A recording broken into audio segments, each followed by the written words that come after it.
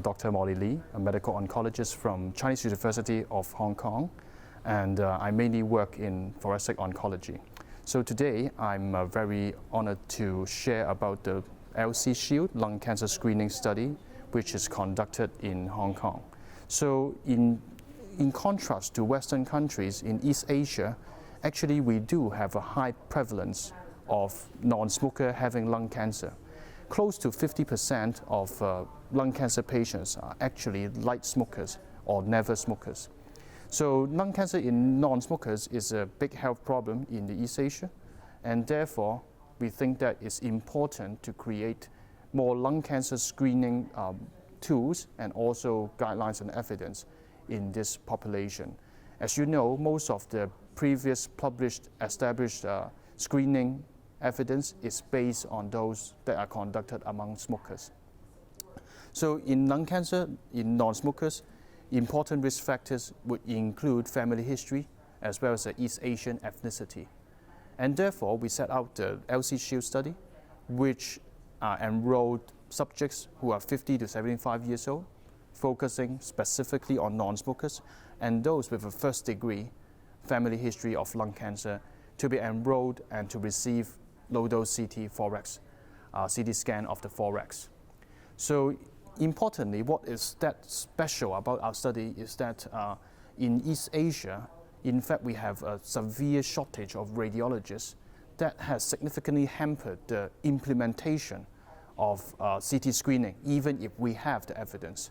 And recently we have increasing, of course, data that AI may supplement radiologists in terms of interpretation of CT scan, identification of lung nodule, and prediction of lung cancer risk.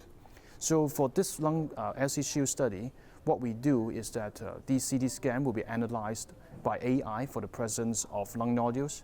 So if the AI will act as a first reader, and so if the AI identifies that the CT scan does not have any significant lung nodules, this will be regarded as negative and would not be read by radiologists and will subsequently follow up by CT 2 years later. If the AI is positive for lung nodules, we will send it to lung radiologists for reporting and arrange follow-up according to the risk accordingly. So what is important from our finding is that from the past 9 months, we have enrolled 400 subjects.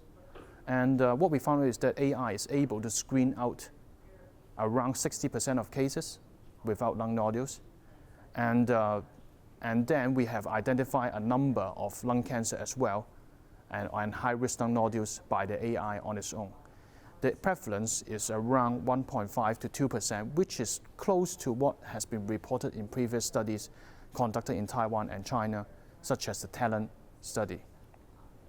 And we also did a retrospective validation of the AI program to see whether it is accurate and sensitive in terms of the sensitivity and specificity.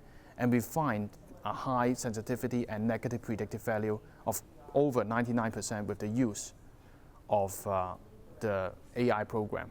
So having said that, we think that AI is a promising and also a very cost-effective tool, efficient tool as well, in terms as a first reader, in terms of reading lung nodules as well as performing the lung cancer screening. That will help us reduce significantly the demand for radiologists.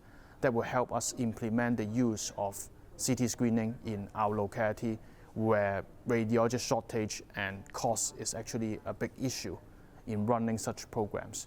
So that is the summary of the study so far, and it is still ongoing and accrual right now.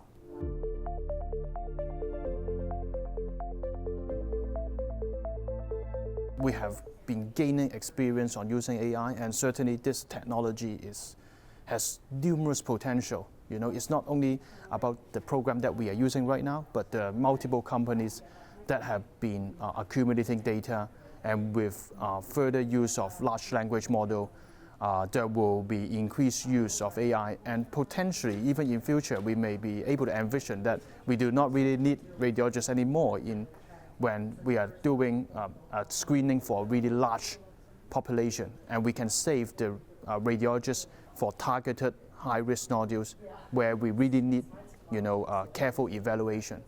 in this regard. So for our study, we actually planned for a sample size of 1,000, and we have actually completed accrual already. This data has not been presented in ASCO this year, but with the end of the year, we will be able to present on the workup and the findings for our entire study, and we are still, we are planning to further expand it, and of course, we also collect plasma and a lot of tissue and plasma samples for further translational research that can help us identify who are the high-risk population that deserves a more frequent and intensive screening.